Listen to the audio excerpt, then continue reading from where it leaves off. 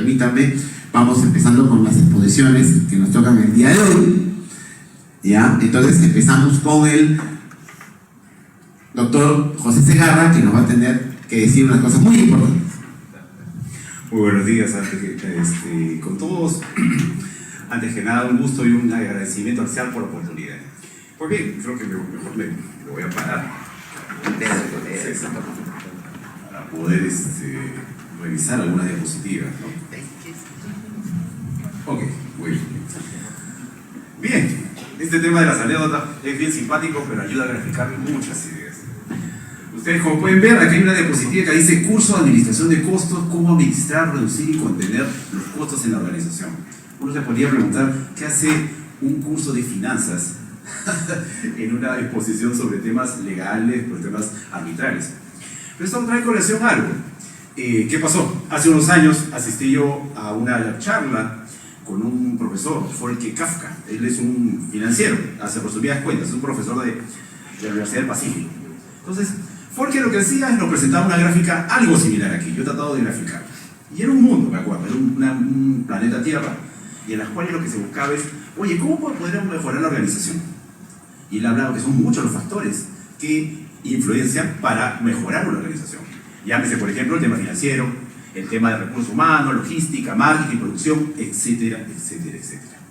Pero me llamó la atención lo siguiente, que en la esquina superior derecha había colocado controversias judiciales. Entonces empezó la exposición, una hora y media, fuimos al break, y seguía, acabó casi el día, y recién entró este tema. Yo le decía, ¿por qué lo has puesto ahí? Yo lo he puesto ahí, me dice, por lo siguiente. Uno, no sé si ganaré esto. Y si gano, ¿será en todo o en parte? Y finalmente, ¿cuánto tiempo esto me tomará? En cobrar, digamos, acceder a justicia, etcétera, etcétera. Por lo tanto, todos esos factores legales para este financiero eran una incertidumbre. Pero me decía José, hay algo que no he puesto ahí, pero que es muy importante. ¿Cuál? La corrupción. Porque todo eso involucra todos esos factores. Es decir, estamos en un ambiente académico, legal, digamos, de derecho, pero sin embargo, esas preocupaciones no solamente son del ámbito legal y académico, sino también de personas que manejan financieramente cualquier tipo de organización, ya sea en el ámbito nacional, internacional, etcétera, etcétera. Es una gran preocupación. Entonces, este señor Volker Kafka, a través de, digamos, de este tipo de análisis, lo que nos representa es eso. De alguna manera es una introducción a este tema tan importante que es la ética, el arbitraje, de alguna manera, lo vamos a ver en este momento, y sobre todo, digamos, el respeto a el desarrollo de un proceso adecuado de solución de controversias. Vamos a la siguiente diapositiva. Cuando nos invitaron, este tema me llamó mucho la atención, el tema de la ética y el arbitraje en la contratación pública. Ahora uno puede decir, esto es bien abstracto.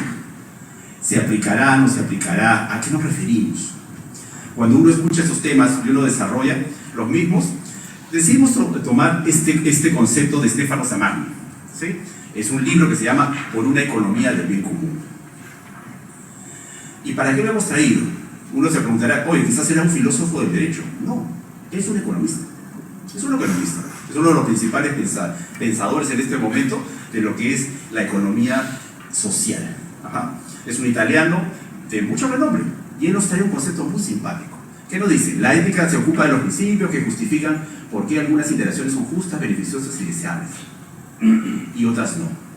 Cuando uno ve los temas de ética y moral, que están muy de la mano y que también se han conversado el día de ayer, hablamos por lo tanto de moral. Distintos tipos de morales que pueden existir dependiendo de las culturas. Puede ser una moral católica, una moral nazi, una moral, no sé, musulmana, por llamarlo de una manera. Su concepción, sus valores. Frente a la ética, que de alguna manera es una suerte de gran criterio evaluador, generador de principios que son transversales a cada una de estas culturas o estas formas de pensar. Entonces, eso nos trae a colación algo muy importante. Un elemento que se ha estudiado de los tiempos de Platón, la famosa ética de las virtudes. Estoy siendo bien abstracto y lo más conciso posible para ingresar y para poder comprender un poco la lógica de lo que es ética de la arbitraje, ¿sí? Y cuando hablamos de ética de las virtudes, dice la ejecución de las normas depende, ante todo, de la constitución moral de las personas, es decir, de su estructura motivacional antes que de los sistemas coercitivos externos. Y lo vamos a aterrizar todo eso en un momento. Es decir, yo me desenvuelvo más que todo, de alguna manera, por mi motivación, antes que las presiones que podrían existir externamente. Esta es nuestra base teórica de lo que vamos a proceder a conversar a continuación. Vamos a la siguiente diapositiva. La pregunta aquí que nos vamos a realizar es la siguiente. ¿Debe existir un diálogo constante entre el arbitraje y la ética? Claro, no, lógico. Si no, de alguna manera, ¿qué estamos haciendo? Y esto de una forma es la representación de lo que nosotros como árbitros queremos plasmar en, llámese en el laudo, en el trato a las partes y de lo que vamos a ver en un momento, que es el sistema arbitral, lo que hemos denominado como sistema arbitral. Son cosas que de alguna manera pueden ser muy básicas. La semana pasada estaba en un tribunal como árbitro. Sin embargo, tenía dentro de mi tribunal otro colega, hay que ser muy franco, que trataba muy mal a las partes. Entonces, ese tipo de cosas van sumando, ese tipo de cosas representan criterios, de alguna manera la moral con la cual yo me manejo, que no será de todos, pero es importante y puede afectar inclusive al sistema arbitral. ¿Qué decimos acá? Que en este caso, de esta conversación, en este diálogo entre arbitraje y ética, es la base del trabajo de todo árbitro tribunal arbitral, en estricto es la base de todo el sistema en el cual se desenvuelve o desarrolla la actividad arbitral. ¿Qué es importante? Es sumamente importante. Y aquí, en la siguiente lámina, que de alguna manera estamos resumiendo todo lo que vamos a conversar y con fuerza en este momento.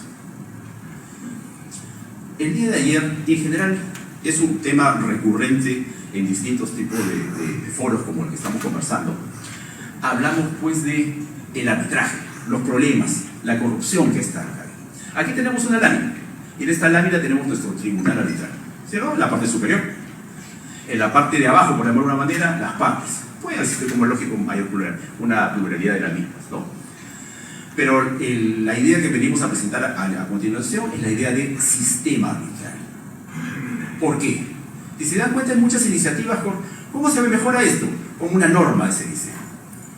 Mayor presión, aumenta las penas, etcétera, etcétera. Y se pretende individualizar esta estructura. Pero sin embargo se saca de la visión lo que implica un sistema. Para que este sistema funcione, o para alguna manera se desarrolle, es también fruto o producto de muchas fuerzas. Llámese, por ejemplo, hay que ser franco, la Contraloría. Ayer lo escuchamos. Si mal no recuerdo, el ingeniero, me acuerdo del ingeniero que estuvo ayer en la noche, y el doctor Salazar hablaba del tema de la figura de la Contraloría. La labor interesante, importante, que realiza o que debería realizar en este sistema arbitral. Yo les voy a poner un ejemplo. Año 2006, pude conformar la comisión revisora de la ley de conciliación. Y nosotros teníamos el deseo de alguna manera, una suerte de deseo, hay que hacer con mucha buena voluntad, ¿no? De formar o desarrollar una fórmula por las cuales pueda conciliar las entidades del Estado con los contratistas. Y trajimos 5 procuradores, año 2006. Cuando les preguntamos, ¿y usted por qué no concilia con X? Por la Contraloría. Al segundo, por la Contraloría. Tercero, por la Contraloría, por la Contraloría, por la Contraloría. A eso no me lo han contado. Yo formaba parte de esa comisión. Entonces, ¿qué estamos hablando? Estamos hablando, por ejemplo, de una Contraloría, un elemento más de este sistema que al parecer no está articulado. Si queremos hablar de buen funcionamiento, de ética y de disminución de temas de corrupción, el sistema tiene que estar articulado, no elementos que destaquen por A o B situación. Entonces, eso evidentemente hay que regularlo, hay que cambiar la perspectiva de la misma. Y vamos a ver a continuación también en qué nos estamos de alguna manera basando para llegar a ese tipo de conclusión. Otra, la comunidad. ¿Ustedes creen que la comunidad puede formar parte de ese sistema arbitral? Sí, muy bien. ¿Y por qué decimos eso? Porque de alguna manera durante la ejecución de una obra podría haber, si bien ya hay iniciativas, ya hay desarrollo de eso, y que la comunidad participe, se desarrolle, de alguna manera esté detrás, hablando muy coloquialmente con respecto al desarrollo de una obra, lo que queremos, lo ideal sería una mayor participación de la misma. Eso, la transparencia, mayor luz, trae consigo disminución del nivel de corrupción. En la misma entidad también, buen trato a la gente, mejor capacitación. Todo uno lo ve, cuando uno está detrás, por llamarlo así, de un escritorio arbitral, nos llega pues el expediente, y los grandes problemas, que es un expediente técnico mal desarrollado, y a veces, simple y llanamente, por no dar el brazo a torcer, se van al arbitraje, etcétera, etcétera. Entonces, todas estas estructuras, de alguna manera, forman parte del sistema arbitral. Y si tú quieres cambiarlo, si tú quieres hablar de disminución de la corrupción, esto tiene que estar articulado. No puede, de alguna manera, verse distinto, algo desagregado. Tenemos distintos tipos de fórmulas. Aquí solamente listamos, por ejemplo, esto es el ISO 37001, Sistema de Gestión Antisoborno, mucho utilizado en diferentes tipos de empresas, entidades públicas, privadas, etcétera, etcétera. ¿Ayuda al desarrollo, a la disminución del tema de la corrupción? Pues sí, pero no se tiene que ver aislado. Si nosotros analizamos y vemos distintos tipos de actividades y roles que juegan en la sociedad y dentro de este famoso sistema arbitral, lo que vamos a ver es que cada quien trabaja a su lado. Si nos vamos al Poder Judicial, con el respeto de los jueces que van aquí, desde que uno está arbitrando, siempre hay la percepción, hay como una suerte de yo sé más que este árbitro, ¿sí? Y no, ya estamos de alguna manera con cierta experiencia en el tema arbitral, estamos del año 2007 en estos temas, y vemos los documentos. Entonces, es así, debe existir una revancha. Nosotros, realmente, somos un medio alternativo de resolución de conflictos. Nosotros no sustituimos al Poder Judicial. Habrá conflictos que es lo adecuado verlo por Poder Judicial, y hay otros que no. Y más específico con contratación pública. Razón por la cual este otro elemento del sistema también tiene que vernos como una parte del mismo. Ya no como sistema arbitral, sino como sistema de administración de justicia. Igual se hacía con la conciliación. Los más antiguos, yo me acuerdo, estoy en medios alternativos del año 1997. En el año 2000, previo a que se emita la ley de conciliación, nosotros hacíamos campañas de difusión. Y, me acuerdo, tocamos la puerta de la Corte Superior de Justicia de Lima para hacer difusión de medios alternativos. No nos recibió el presidente de la Corte, nos recibieron sus asesores, eran 3, me acuerdo, señores. Y lo primero que me dijeron es, yo no creo en medios alternativos, pero el presidente nos ha dicho que los atendamos. ¿Qué quiere? Esa fue la recepción. Año 2000. Nuevamente, a mí nadie me lo ha contado, eso me pasó a mí. Le pedimos a un auditorio, etcétera, etcétera, dimos la charla y gracias, ya cumplieron, entonces acta, la firma y quedó. ¿Qué es lo que está de alguna manera reflejando eso? Está disociado eso. Y continúa, no se puede negar, esto continúa, no está articulado como debería ser. Entonces el sistema arbitral, componente a su vez o parte de un sistema de administración de justicia, no cuenta pues con esta solidez. Eso complica las cosas. Haciendo un breve paréntesis, pero haciendo un paralelo con el sistema el sistema arbitral que tenemos que se tiene, si hay, del cual un doctor habló ayer muy bien. Uno, por ejemplo, yo estoy haciendo mi tesis doctoral de la solicitud de anulación en el CIAI. Y uno revisa los desarrollos de las decisiones de las comisiones ad hoc y te encuentras con que llegan los laudos arbitrales, uno podría pensar, oye, son excelentes. No, encuentras errores de hecho, etcétera, etcétera. Pero aplican las comisiones principios por arbitraje y continúan. Es decir, no los anulan, salvo por cuestiones graves deficiencias, etcétera, etcétera. Pero es un sistema que busca, de alguna manera, la conjunción de todos estos elementos. Y ahí se aplican muchas de estas baterías de información. Entonces, ¿qué es lo que queremos? Y bueno, otro elemento importante, el Ministerio Público. Estamos hablando de este sistema y con nuestra realidad. Y de alguna manera podríamos hacer un traslape con otras, ¿no?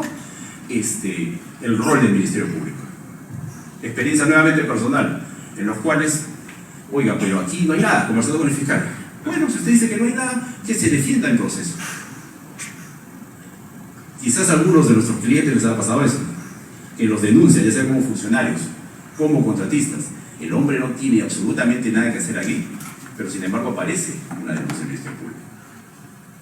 Y a nadie finalmente se le desea eso, porque son 3, 4, 5 años de tu vida echados. ¿Y para qué? Para que digan, no tiene responsabilidad. ¿Qué es lo que está pasando? La gente se va a retrotraer.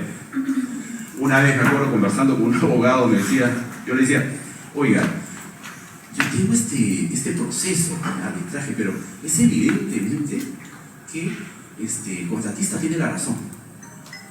Me dice, José, que salga el laudo y yo pago inmediatamente. ¿Por qué? Por el tema de la Contraloría, me dice. La doctora Fabiola, como decía, puede ser que los clientes también hayan pasado por eso. Eso es una realidad. Entonces, nuevamente, estamos hablando de elementos disociados. Que si queremos hablar de disminución también de corrupción y todos esos elementos, creemos nosotros, esto puede darse si existiera esa real articulación. Pero esa real articulación, ¿por qué hacemos mención a todo esto? ¿Y por qué los traemos aquí cuando estamos conversando del tema ético? Porque todo eso se funda en una moral. En una moral que de alguna manera tiene que estar rodeada de principios de un contenido ético alto. Una moral que implique que un árbitro que se sienta a resolver una controversia en un tribunal tiene los valores suficientes como para ser neutral, imparcial, etcétera, etcétera. Si eso no se hace, el sistema tiende al fracaso. Vamos a encontrarnos con muchos tipos de cosas. Tampoco no quiere decir que siempre va a ser perfecto. Grupos humanos en cualquier actividad siempre hay sus elementos que distorsionan, pero la idea es que la gran generalidad no cuente con ese tipo de valores. Les pongo una anécdota. Año 2007, la famosa conferencia de la CCI en Miami. Año 2007 todavía estaba en jóvenes árbitros, me acuerdo, ¿cierto? Todavía estaba de joven en esa temporada. Y levanto mi mano y era un expositor de Reino Unido. Y él hablaba del proceso, él decía que las pruebas se podían presentar en cualquier momento. Entonces, yo debo reconocerlo, he sido formado como procesalista y con mañas. Entonces, año 2007 todavía estaba, levanté la mano y lo que pregunté fue lo siguiente: oiga, ¿y si presento la prueba faltando 5 días, lo alargo? Y el profesor me mira y me dice, ¿pero por qué harías eso? No, es que yo lo para ganar tiempo para mi cliente.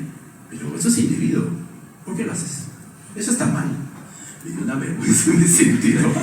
Es decir, dense cuenta, yo cargaba, valga la redundancia, con una carga moral que desarrollaba ese tipo de actividad, que evidentemente para, en este caso, el arbitraje internacional no era lo correcto. No era lo correcto. Entonces, y hay que ser franco.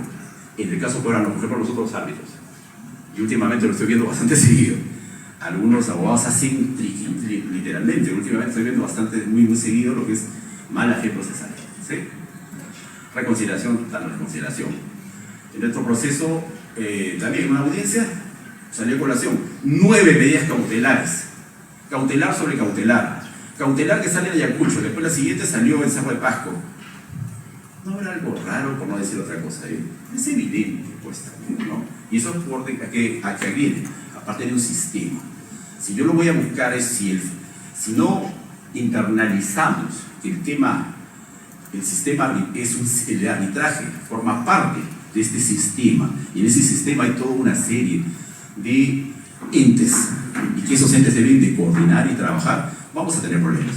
Los índices de corrupción tranquilamente pueden aumentar, porque cada uno de estos, digamos, elementos juega un rol importante, y en virtud de esa situación es que se pueden dar estas situaciones complicadas de corrupción, tranquilamente. Y nuevamente la experiencia nos dice pues que se presenta precisamente porque no hay ningún hilo conductor, o no hay hilos conductores claros. Vamos a la siguiente diapositiva, por favor. Esto ya es un aterrizaje. Doctora, en la lámina anterior, ¿cuál es la propuesta de solución para el sistema con relación a las medidas cautelares? Con relación a las medidas cautelares. Ya. Es que de alguna manera esto es una abstracción a lo general. Si estamos hablando de una solución a las medidas cautelares en base al sistema, a ver, vamos a abstraernos un poco más y vámonos al tema moral, ¿no? porque a través de los valores como tal, yo solicitaría la medida cautelar basado en lo siguiente, que tengo una necesidad premiante que mi derecho se va a ver afectado.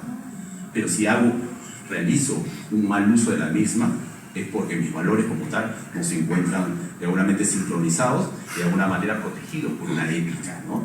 Entonces, ahora, eso nuevamente se ve de una naturaleza muy abstracta, ¿no? Se ve de una naturaleza como, ¿cómo lo voy a hacer? Todo lo que implica teoría filosófica, todo lo que implica el desarrollo de lo moral, es un proceso, por la buena más así, acumulativo en el tiempo. Al principio había tocado el tema de la ética de las virtudes. La ética de las virtudes viene del tiempo de Platón. Y es una construcción que se va desarrollando con el tiempo. Y que es un trabajo que de alguna manera se plasma, se desarrolla cuando todos estos elementos encajan. Si se dan cuenta en este momento, digan un congreso en los cuales, o alguna actividad en la cual se ha buscado juntar a todos estos entes y ponernos de acuerdo. Ninguno. No ha habido ninguna actividad para poder sincerar cuáles son los problemas.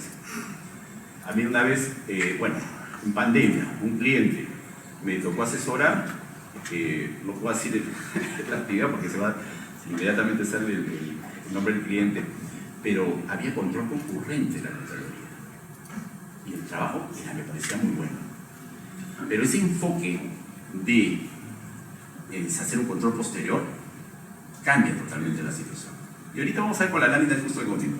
Ahora, regresando al tema de medidas cautelares, es que realmente el mal uso de cualquier actividad, ya no es una medida cautelar, a veces uno puede presentar una demanda, no porque la va a ganar, sino lo que quiere es dilatar. Entonces, ¿qué es lo que está pasando con esa sociedad o esa comunidad? Evidentemente, eso en otro tipo de comunidad va a ser sancionado. O está sin costos, los jueces como tal lo van a ver de una determinada manera y no de la otra. Quizás puede ser dilatado, pero de alguna manera va a ser cuestionado ese tipo de personaje, ¿no? Las soluciones a esto, en resumidas cuentas, cuando uno habla de sistema, es la articulación. Y como decimos, no tenemos un ente que de alguna manera nos junte. En todos estos años, por ejemplo, a veces por capacitación uno viajaba y nuestras normas de contrataciones con el Estado han cambiado con cada presidente. Entonces te ibas a Huaraz, te ibas a Tacna, te venías acá a Trujillo y uno preguntaba, ¿alguna vez ya ha consultado usted qué debería mejorar de la ley de conciliación? Se va sucediendo mucho. De la ley de contrataciones con el Estado. No, nunca nos han venido a preguntar aquí nada. Siempre una mente que venía del espacio, muy sabia, te sacaba una nueva ley de ¿cómo se llama? La nueva ley de contrataciones. Entonces, tratando de explicar, porque este tema es bastante abstracto, es decir, una de las fórmulas para poder mejorar el sistema y a su vez que recaiga inclusive en el buen uso de las medidas cautelares, es a través de la articulación de las mismas. Porque si hubiese articulación, vámonos al tema de los árbitros de emergencia. ¿Sí? Usted sabe que un árbitro de emergencia es una medida cautelar. Si eso estaría correctamente articulado, independientemente de las posiciones, pues no se acepta la medida cautelar, va al Poder Judicial, en la cual los criterios en este ambiente ideal que están articulados no procedería por los mismos criterios que el árbitro lo señala y no habría nada más. Pero tienes una disociedad. ¿Nos han sentado una vez reuniones de árbitros con jueces? Nunca. Porque son como focos, son como fueros. Y no solamente el tema de medidas cautelares, en general a todo el proceso, inclusive el de anulación. ¿Y el juez? Ah, claro. Perfecto. Y ahí el tema. Pero realmente yo le digo, su institución como tal tiene esa política de acercamiento hacia tipos de medios alternativos, llámese conciliación o arbitraje. Efectivamente. Y no es de ahora, no es del 2023. La anécdota que yo les conté data del año 2000. 23 años y continuamos en lo mismo. No se ve todo esto como sistema. No se ve. Si se dan cuenta, lo que hemos tenido, yo me acuerdo de un amigo, Ludwig Peche, que fue secretario de OCE. Hicimos un artículo para la universidad, salió publicado en la Universidad de Berna. ¿Cuál era la gran conclusión? Que cada vez que entraba un gobierno al Perú venía con su ley de contratación debajo del brazo. Y las modificaciones, nada sustantivas. hasta comas, puntos, y hasta mal tipeado inclusive. ¿Sí? Entonces, doctor. Sí, justamente usted tiene toda la razón cuando dice que no hay este tipo de compatibilización de situaciones, porque, por ejemplo, en el reglamento de la Pontificia Universidad Católica se prevé lo que es un árbitro de emergencia. Claro. Pero cuando vas, y ahí aplicamos doble criterio, porque cuando la ley de arbitraje en el artículo 47 te establece las medidas cautelares, pero claro, nosotros vamos en una situación de cooperación, en esta relación de cooperación que existe arbitraje y poder judicial.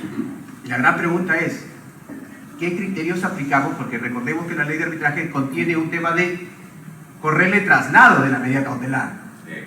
En cambio, en el Poder Judicial, Código Procesal Civil, te habla de una regla de inaudita paz. Entonces, el juez actúa en la norma prestadito a la ley de arbitraje bajo las normas de arbitraje o actúa como independiente en el Código Procesal Civil bajo las normas de inaudita paz.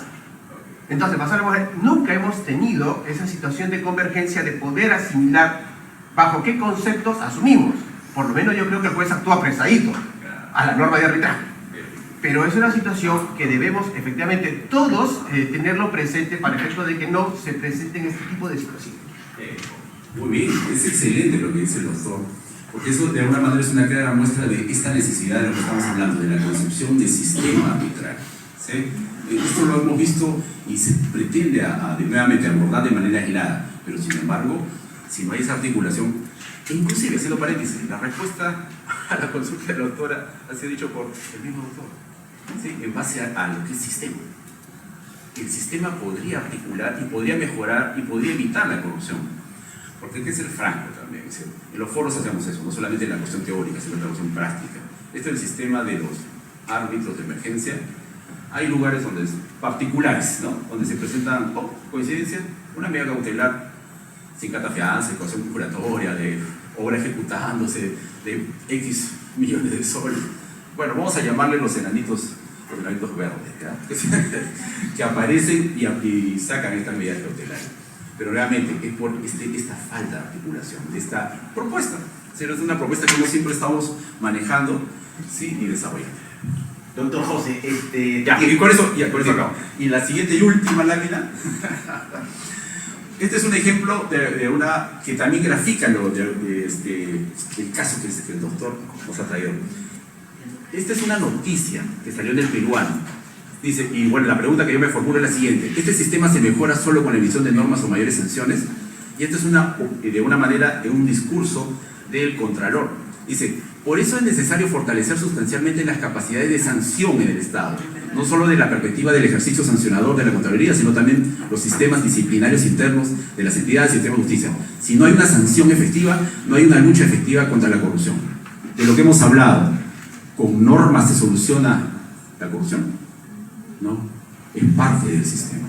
¿Sí? Es un gran trabajo, es una gran lucha, va a tomar mucho tiempo, pero por lo menos estos foros como que nos está brindando el CIAR nos permiten exponer estas breves ideas. Nuevamente, muchísimas gracias, disculpen la extensión.